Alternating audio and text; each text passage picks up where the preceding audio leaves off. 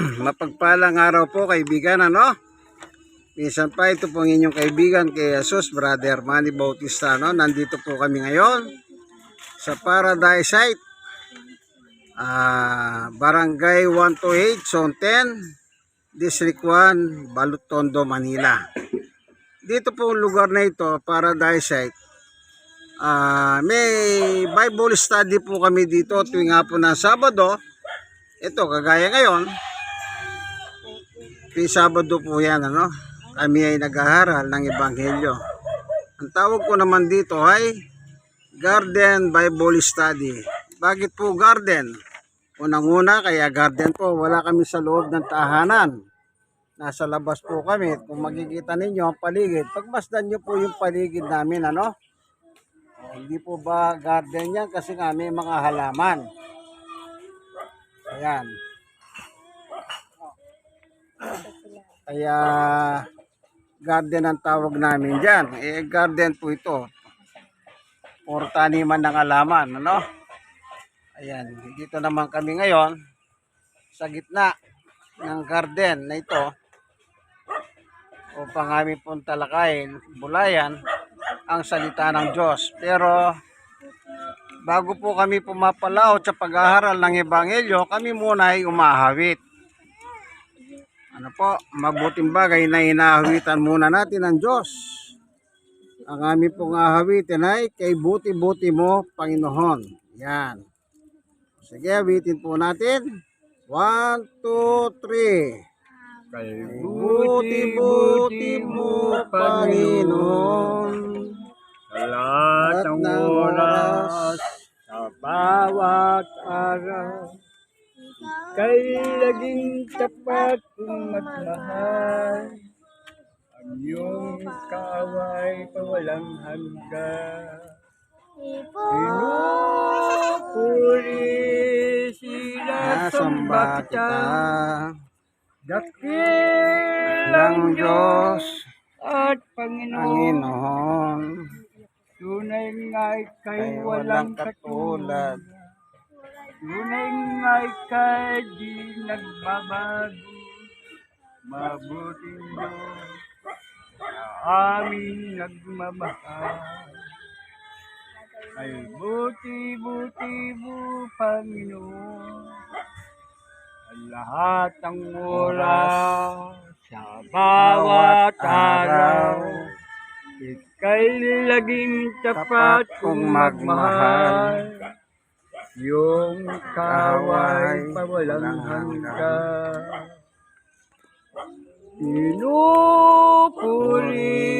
sinasamba kita, dakilang Diyos at Panginoon. Ikaw na ika'y walang katulad. Tunay nga ika'y di nagbabago. Mabuting Diyos sa aming nagmamahal. Mabuting Diyos sa aming nagmamahal. Salamat po, Panginoon Diyos. Minsan pa, samahan mo po kami ng iyong Santong Espiritu upang amin pong bulayan ang iyong salita. Buksan mo po ang puso at isip ng bawat isa. Ganon din po yung mga nanonood ng bidyong ito. Nawa, tatnan po sila ng masaganang pagpapala. Kung sila man po ay may kabigatan sa buhay, yung paghahanin, Panginoon Diyos. At kung meron naman pong iba't ibang sakit, karamdaman, yung pagalingin sila. Salamat po sa ngalan ng aming Panginoong Yesus. Amen and amen. Praise God. Okay. Tayo, Gos. Ang ating tatalakayin, siya nga pala bukas. Happy Mother's Day pala sa mga mother. Sa lahat ng mga nanay, ay bukas ay Mother's Day. Po. Kaya kayong mga nanay nanonood ng bidyong ito, binabati ko na po kayo ng Mother's Day. Ano po? Yan. Kanina po, sa isang bahay, meron akong Bible study.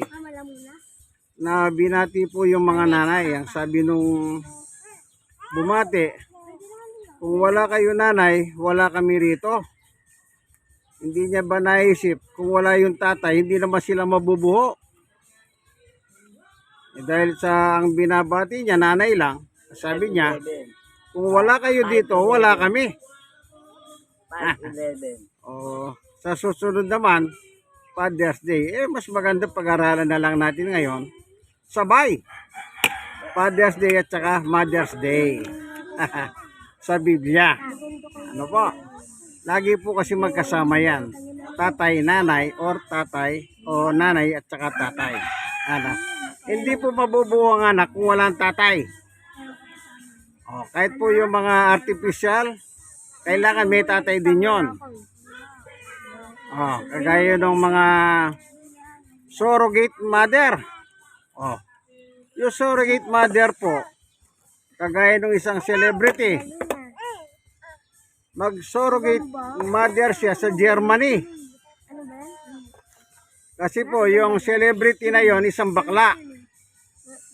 So, yung kanyang similya, itinatanim po sa babae doon sa baby maker sa Germany.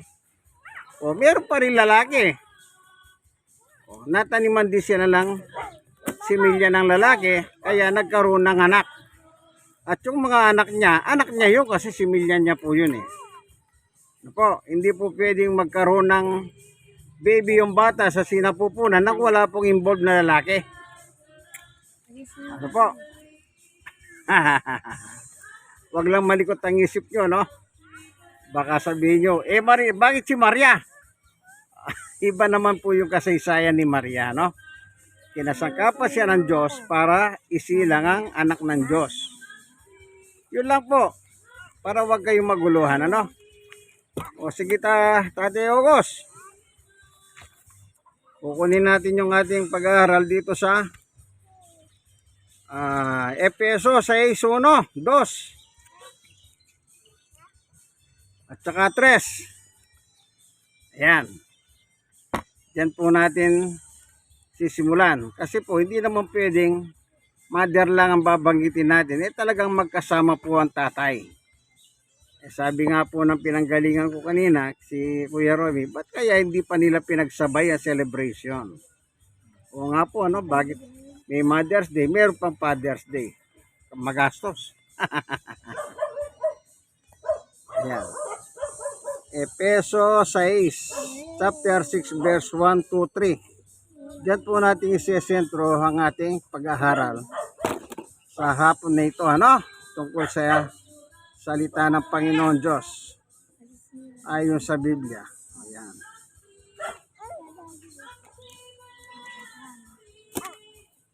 Ang ating tatalakayin is about batas para sa anak sa magulang. Ayan.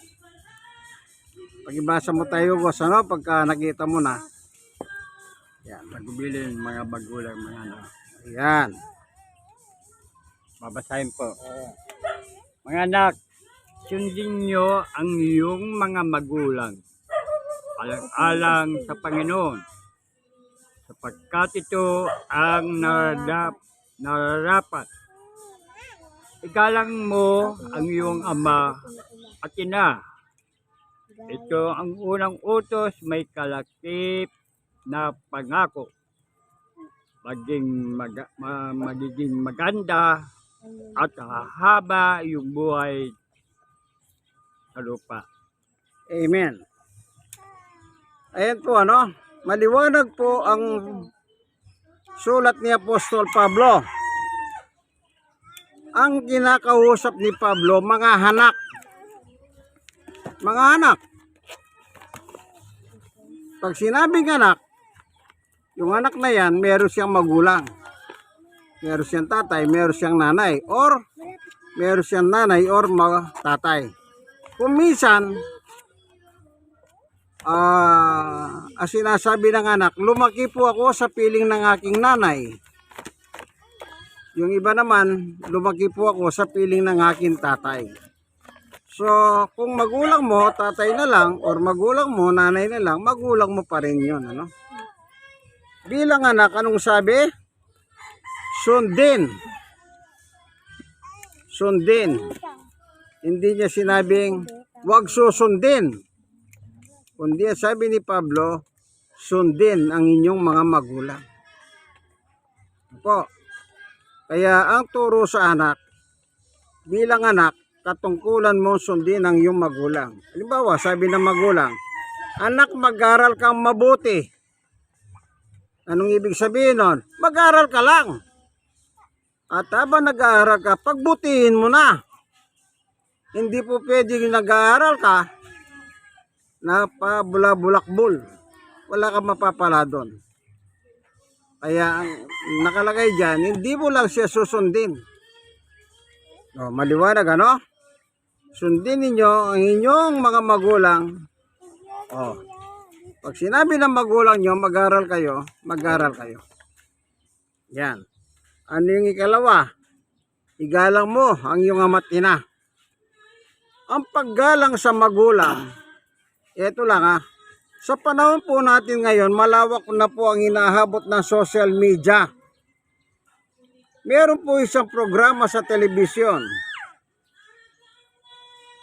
Yung buhay nila, yung buhay ng anak, buhay ng magulang,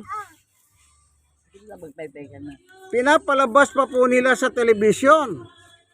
Halimbawa, galit yung magulang, galit yung anak, pinagtatagpo po sa isang programa sa telebisyon at nag-aabot kamay pa sila. Ibig sabihin, wala pong respeto yung anak sa magulang.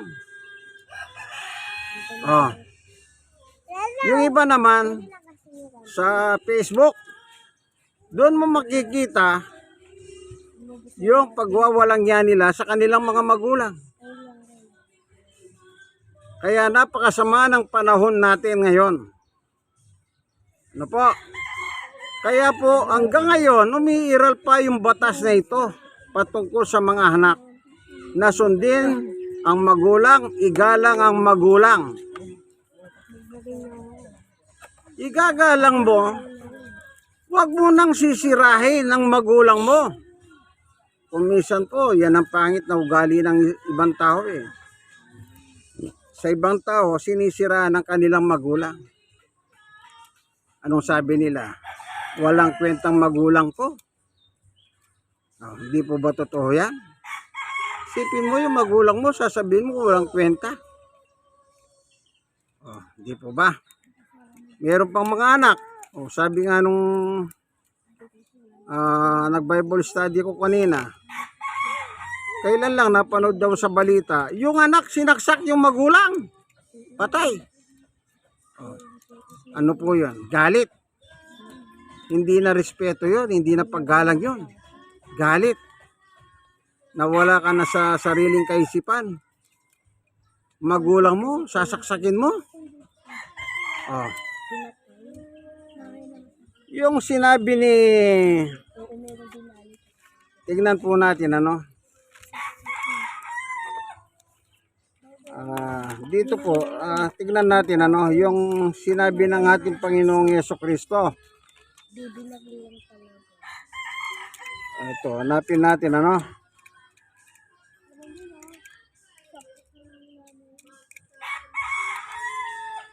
Meron kasing binanggit si Jesus dito ano. Inahanap lang po natin ano. Ito.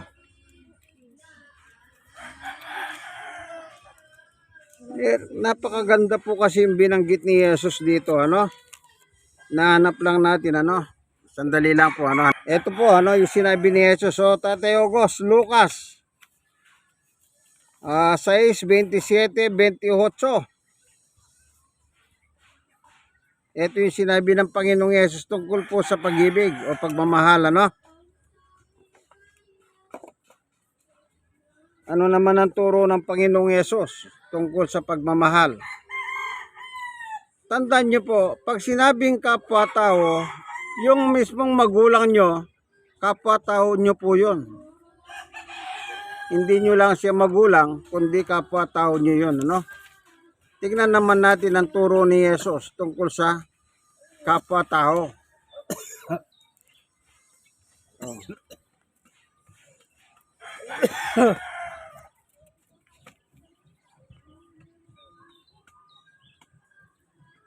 26, 27. Oh. O, Lucas chapter 6 verse 27, 28. Ayan. 27, 28 po. Pag nakita nyo po, basahin nyo po tayo, boss. Ano? Lucas, kapitulo 6, Opo. 27. Pag-ibig. Babasahin. Opo. Subalit sinasabi ko sa inyong mga nakikinig sa akin, mahalin niyo ang iyong mga kaaway at gawang mabuti ang mga nagpuput sa inyo. Pagpalain niyo ang sumusumpa sa inyo at ipinalangin ang mga nag-aapi sa inyo. Ayan. Napakaliwanag ang turo ni Jesus. Ano? Anong sabi po ng Panginoong Jesus? Mahalin ninyo.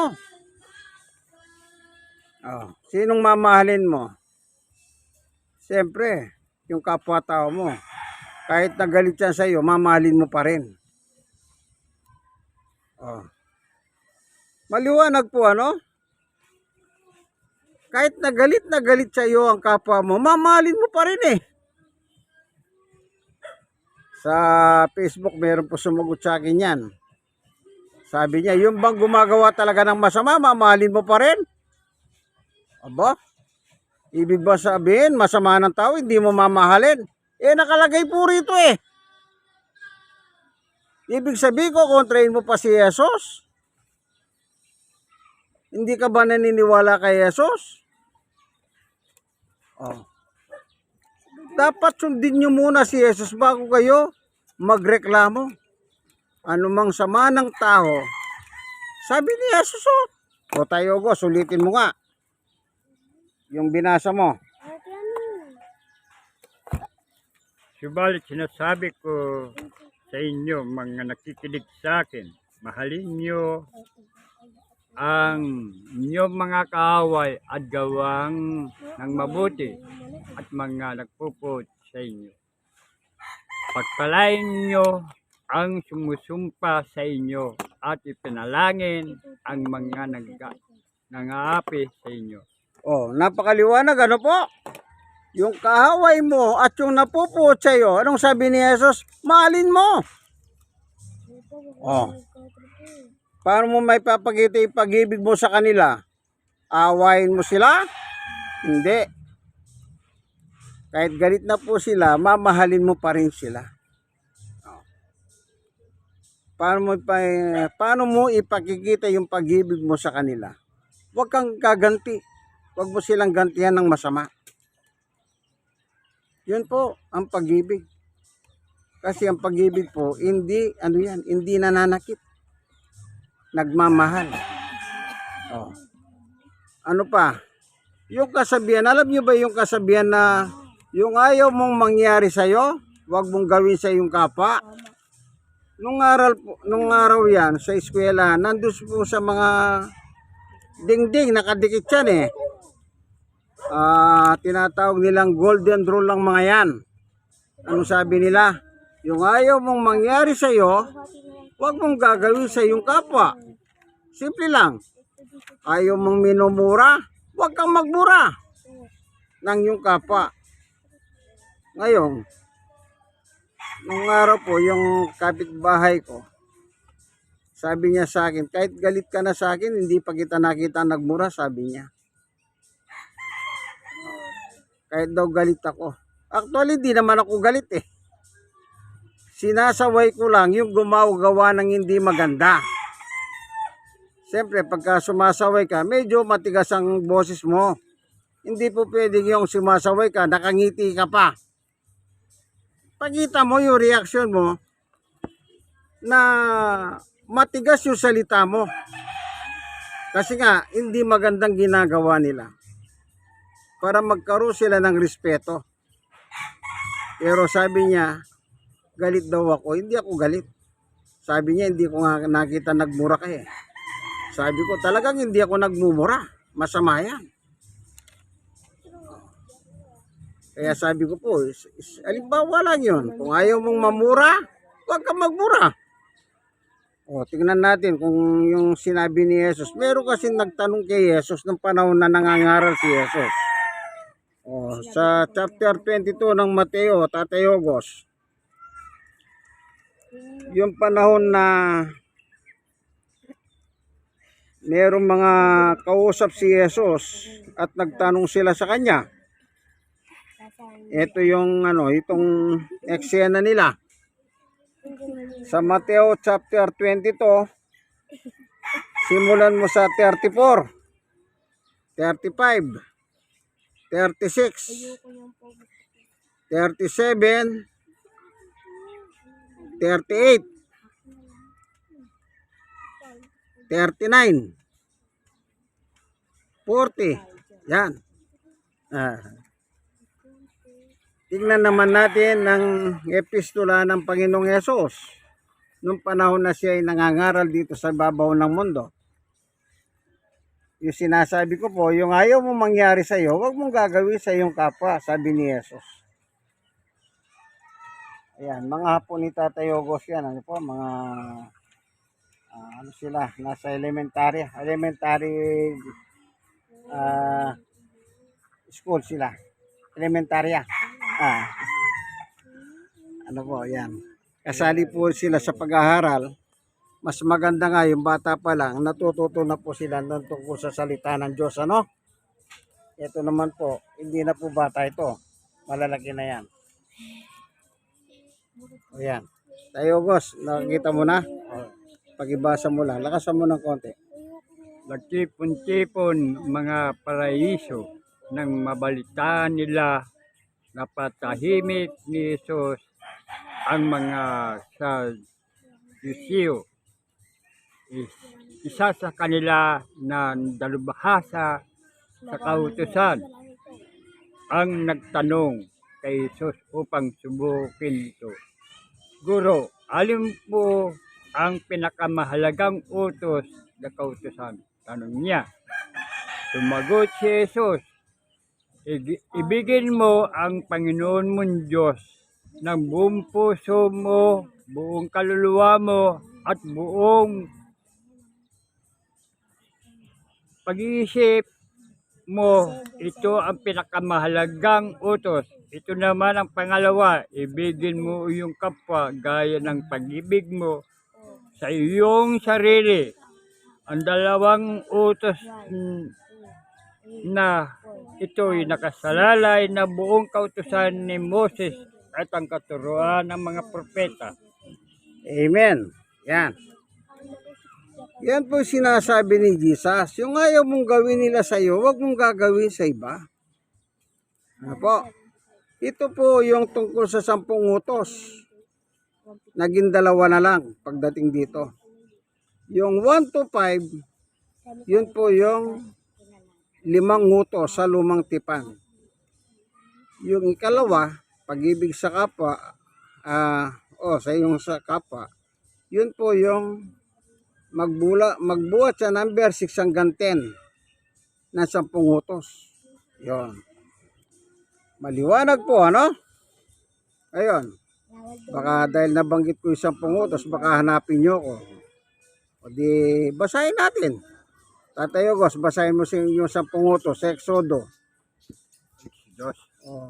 Chapter 20. Po. Doon nakasulat yung 10 utos. Tignan po ninyo. Ang titulo nun, Exodo chapter 20. 10 utos.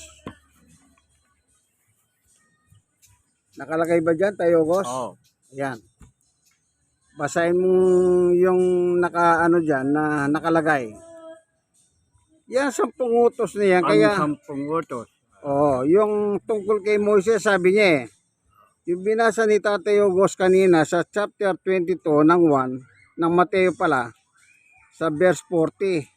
Sa dalawang utos nito nakasalalay ang buong kautusan ni Moises. So, tungkol kay Moises ang pinag-uusapan. At ang kautusan ng mga propeta. Ito nga po yung 10 utos na binigay ng Diyos kay Moises. Sa panahon ng Israel yan, ha? Pero pagdating dito sa panahon Kristiyano, naging dalawa po. Ginawang dalawa. Sabi ko nga po sa inyo, yung 1 to 5 at saka 6 to 10. Diyan po nababanggit yun. Hanggang saan Sige, tayo? asan Tatay Ogos?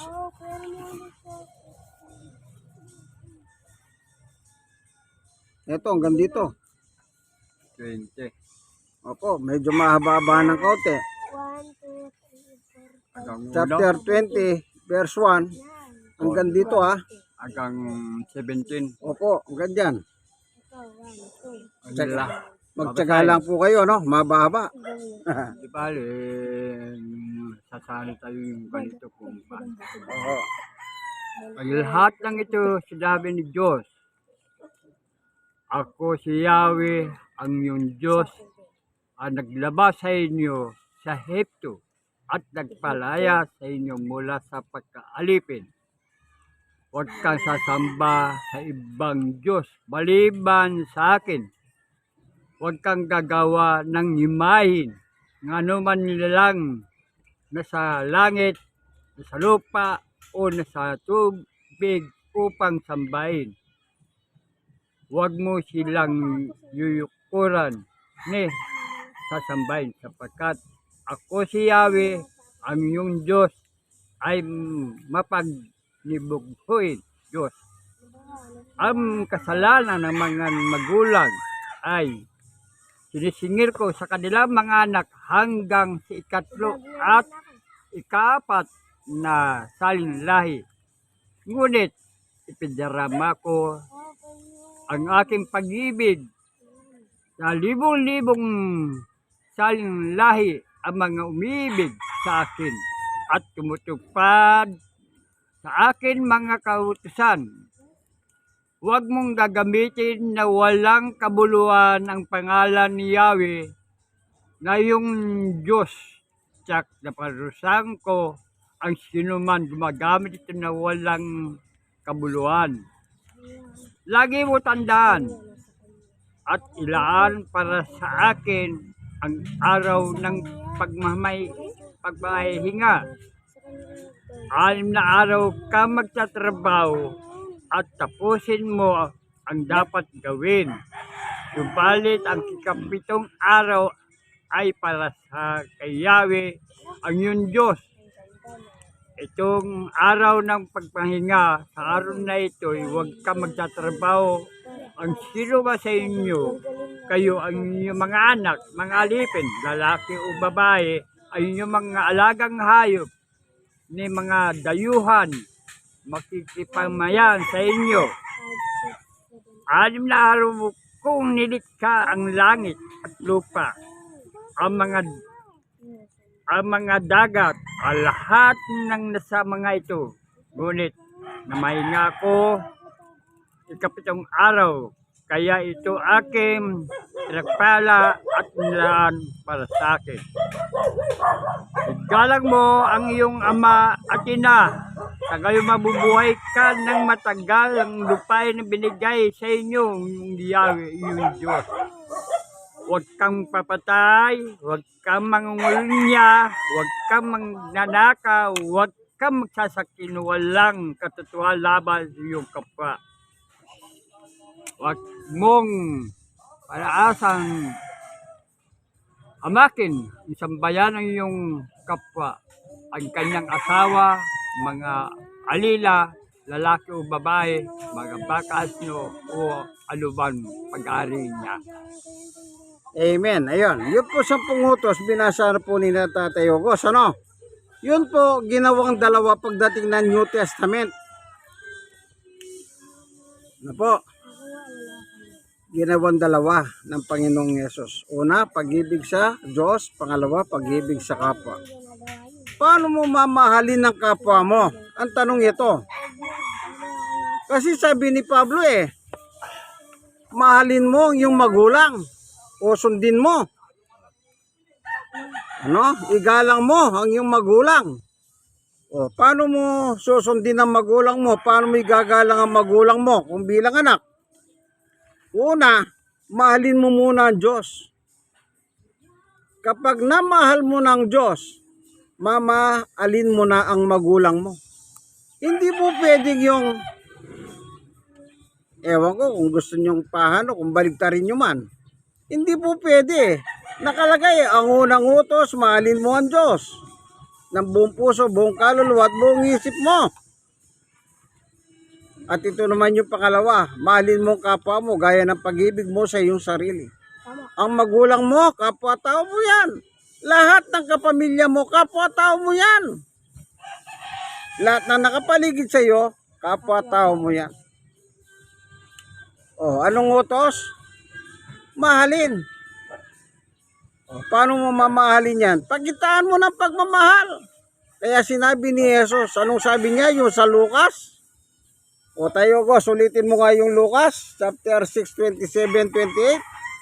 Gawa ni Jolo. Ikaw nagawa niyan. Gawa ka daw gumawa niyan. Ikaw ka daw nagawa niyan. Ayan.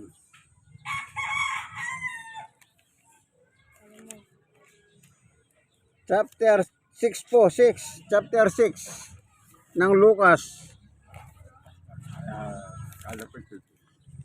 Yung Lucas 6, 27, 28. Yung sinasabi ni Jesus tungkol sa kapwa-tao. O, tignan nyo po. Wala po sinasabi si Jesus dyan na kapag may kahaway ka, gantihan may kahaway mo. May napuput sa'yo, kaputan mo yung napuput sa'yo. Basahin. Opo. Subalit sinasabi ko sa inyo mga nakikinig sa akin, mahalin nyo ang iyong mga kaaway at gawang ng mabuti. Ang mga napuput sa inyo, pagpalain nyo at sumusumpa sa inyo at pinalangin ang mga nag-aapi sa inyo. Amen. Maliwanag po, Sabi ni Jesus. Mahalin ninyo ang alin? Yung kaaway mo. Ano pa? Sino pa yung mamahalin mo? Yung napuput sa iyo. Mamahalin mo. Huwag mo silang gagantihan. Pakitaan mo sila ng pagmamahal. Ako lagi ko sinasabi, halimbawa, meron nagkasala isa sa inyo.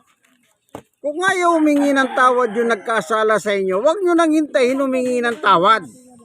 Kayo na ang gumawa ng unang akbang. Kayo na. Huwag nyo nang patagalin, alam nyo. Kasi po, ang halimbawa, nag-away kayo ng kapatid mo. Sabihin mo ng kasalanan ng kapatid mo. Hanggat nagkikita kayo niyan, hindi kayo nagkakapatawaran, para kayong mga aso't pusa. Gusto nyo magsakmalang kayo. Kumisan po, kahit sa harap ng magulang, nag-ahaway yan. Walang respeto sa magulang. Pinatitigil na ng magulang. Habang pinatitigil, lalo silang parang apoy, parang ginagatungan. Lalong lumalagablab ang apoy. Pero nagsasalita ng magulang, tama na yan, tama na yan. At haba naman pinipigilan, nakala mo naman. Sabi ni Satanas, sige lang, magalit ka. Kaya sabi ni Jesus, yung nakikinig sa akin, yung mga hindi nakikinig sa kanya, yun yung mga binubulungan ni Satanas. Sige lang, magalit ka ng magalit, sabi niya. Inuudyo ka ni Satanas hanggang sa namalayan mo. Kumuha ka ng kutsilyo, kumuha ka ng baril, binaril mo. Pinatay mo. Pagkatapos tatanungin, ba't mo pinatay? Ewan ko po, nagdilim ang aking paningin. Yun, ibig sabihin, tinakpan ni Satanas yung liwanag sa iyo. Kasi ang nakalagay dito yung nakikinig sa akin, sabi ni Jesus. Ayaw mo makinig kay Jesus. Di natural, magdidilim ang sa 4:4 ng Korinto. Basahin mo, Tatay Ogo, si kalawang Korinto 4:4. Anong ginagawa ni Satanas? Doon sa ayaw makinig kay Jesus. Kaya kumisan po yung krimen nangyayari dahil sa nagdidilim po ang paningin ng isang tao. 4-4 po. Ikalawang Korinto 4:4. Tignan natin dyan ang trabaho ni demonyo o ni Satanas. Bakit ang tao nagdidilim ang kanyang paningin? Wala na siya nakikitang liwanag. Babasahin. Opo. Hindi sila sumampalataya sapagkat kanilang isip ay binulag ng Diyos ang kasamaan sa daigdig na ito. Upang hindi nila makikita ang liwanag, ang magandang balita tungkol sa kawalatian ni Jesus na siyang larawan ng Diyos. Ayan. Kita nyo po? Binulag. Sino yung bumubulag? Yung Diyos ng kasamahan sa mundong ito. Meron palang Diyos yung kasamahan. Si Satanas po yan. Tinutukoy ni Pablo. Bubulagin ang tao. Natural, pag bulag ka, wala ka na nakikita subukin nyo po pumikit. Pag pumikit kayo, anong nakikita ninyo? Hindi pa puro madilim? Ganon po ang nangyayari. Kaya kumisan, imbis na Dumilat ka, liwanag may mahalin ng tao ang kapwa niya, yun ang nangyayari. Anong sabi niya? bibigyan ko si Papa na Hindi na makita yung liwanag. pumunta ka sa gabi. Totoo po yun. Kahit anong liwanag, pag sinara mo ng mata mo, wala ka na liwanag makikita kundi kadiliman na lang. Bibigyan kami ng ice.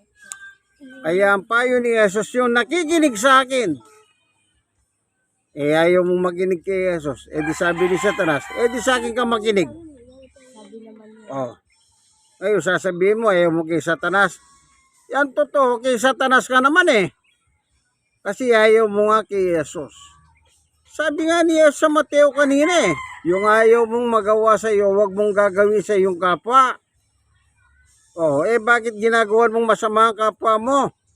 Anong dahilan? Wala. Ayaw mo pong makinig kasi kay Jesus Ibig ko sabihin, yung sulat ni Jesus, baka sabihin mamiloso po kayo. Wala naman si Jesus dito sa lupa Yun nakasulat po. Kaya natin binabasa. Totoo yan, wala po sa lupa si Jesus. Pero yung sulat niya, nandyan po sa Biblia. Ano po? Kaya tatandaan ninyo. Mga anak, sabi ni Pablo. Anong sabi ni Pablo? Igalang mo ang iyong tatay, ang iyong nanay. Sundin mo ang iyong tatay, ang iyong nanay. Mahirap ba yun? Hindi.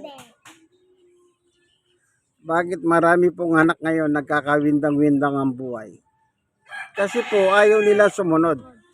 Meron kasing pangako yan. Hindi ko naman sinasabi kung nagkawindang-windang man ng buhay mo. Wala po akong gusto sabihin Sige, basahin natin muli, Tayo, Gos, basahin mo yung Efeso. Sa sinimulan natin kanina. Sa chapter 6. Kasi meron kasi nakasulat doon na pangako.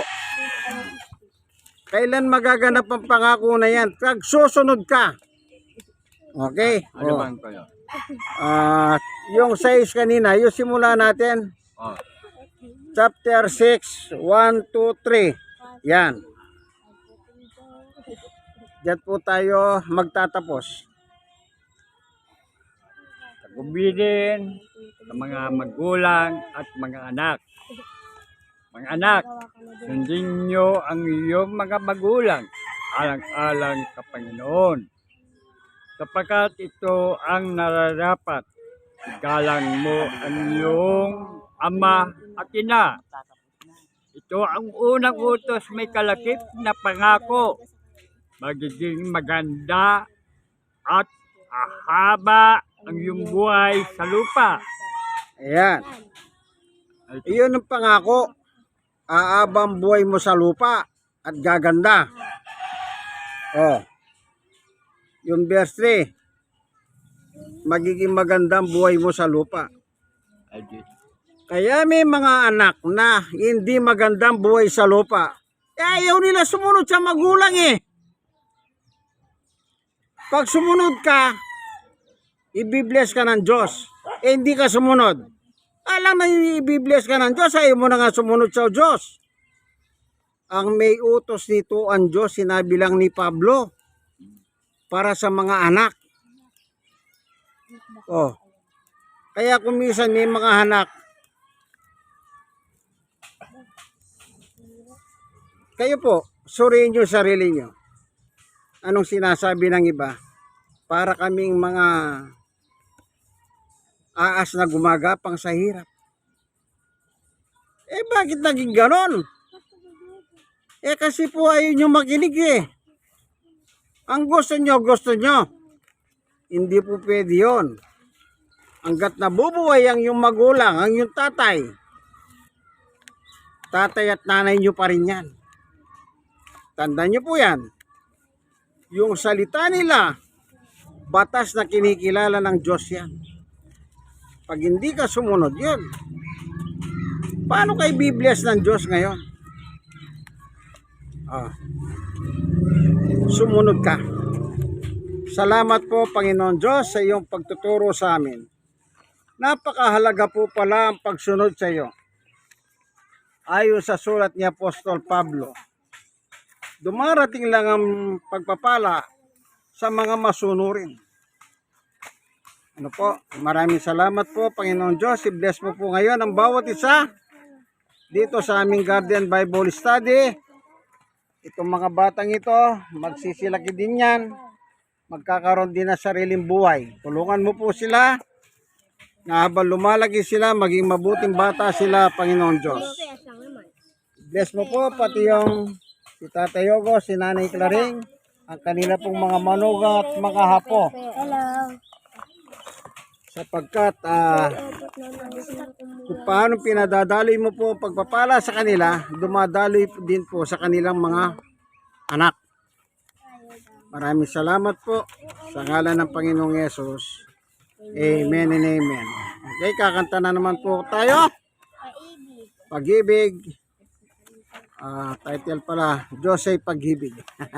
Mabuting bagay na inahawitan po natin ang ating Panginoong Diyos. Bago at pagkatapos nating magbulay ng Ebanghelyo. Ano po? Ang awitin po natin ngayon ay Diyos ay pag-ibig. 1, 2, 3. Pag-ibig ang siyang pumukaw sa ating puso'y kaluluwa. Ang siyang nagdulot sa ating buhay ng gintong aral at pag-asa. Pag-ibig siyang buklod natin, di mapapawi kailan pa man. Sa puso't diwa tayo isa lamang, kahit na tayo'y magkawalay. Pagkat ang Diyos natin, Diyos ng pag-ibig, magmahalan tayo'y magtulungan. At kung tayo'y bigo, ay huwag limutin na may Diyos tayong nagmamahal. Sikapin sa ating pagsuyo, ating ikalat sa buong mundo. Pag-ibig ni Jesus ang siyang sumako sa bawat pusong uhaw sa pagsuyo. Pagkat ang Diyos natin, Diyos ng pag-ibig, magmahalan tayo'y magtulungan. At kung tayo'y bigo, ay huwag limutin na may Diyos tayong nagmamahal. Diyos ay pag-ibig. Amen. Purihin ka, Panginoon Diyos. Maraming salamat po sa iyo, sa iyong kabutihan na aming pong karanasan sa maghapon na ito, Panginoon. At yung salita na liwanag na siya nagbigay sa amin ng tamang aral. Salamat po sa iyo, Panginoon. I-bless po ngayon ang mga nanonood ng aming munting video. Kaibigan, i-share nyo po ang video ito. I-share nyo ng i-share, kayo naman iba. I-share nyo rin at mag-subscribe po kayo. Maraming salamat po sa ngalan ng Panginoong Yesus. Amen. No? Ayan po. Ang susunod po ngayon, meron po kami merienda kasi naging ugali na po ni Nanay Claring na nagpapamerienda siya. Yung meron kaming Bible study. Ano po? Minsan pa, ito po ang inyong kaibigan kay Jesus, Brother Manny Bautista. God bless us all. Bye-bye. Ayan po. Minsan pa, yung garden. Hi! Oh. Yellow na kabili lang. Sinagyan yung sinapay. Hindi yung sinapay. Vlog mo yan kayo, Pastor. Oh. Yes. Kaya din nanonood to vlogger. Yung yellow. Ano ba ulit, Pastor? Vlogger, guys. Hindi nyo ata napapanood yung sarili nyong video eh. Kaya nga po, di namin alam yun. Ba't hindi nyo pinapanood? Ano po po ba ang title niya? Sarili nyong video, hindi nyo pinanonood. Ano po ba ang title niya? Ano po pangalan niya sa YouTube, Pastor?